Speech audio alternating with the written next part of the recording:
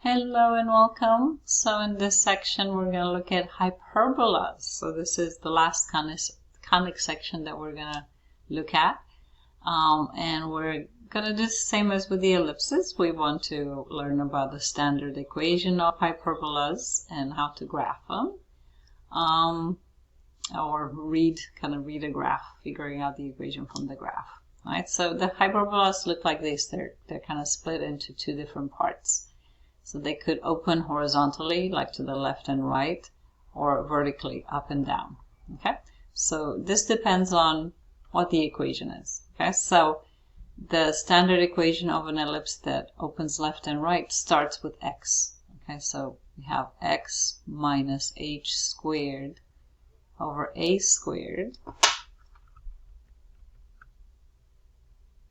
minus y minus k squared over b squared equals 1. So notice this is the only difference between ellipses and hyperbolas. Ellipses has plus between them and hyperbolas have minus. Okay? So you can kind of think that with the plus, you have like the two halves of the ellipse go together. But if they're minus, they're like disagreeing with each other, so they're facing the other way. Alright? They're sad. They're mad at each other with a negative. Alright, so the horizontal ellipse, left and right, starts with the x. So kind of the x squared part is positive and the y squared part is negative. Okay? So we have similar language. We have the center is going to be kind of the center of the ellipse.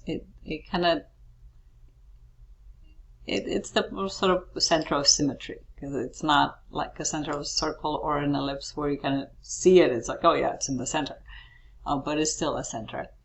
And this axis that cuts through the hyperbola, and sort of it's the axis of symmetry. It's called the transverse axis.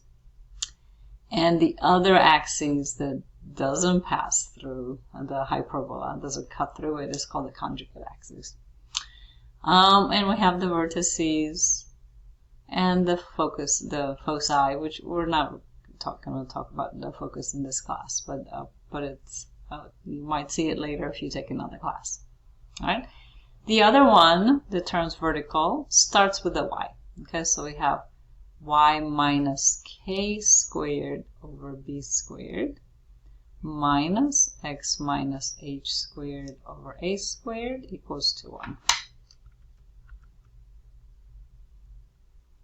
Right? So if it starts with the y part is positive minus the x part, then it's up and down.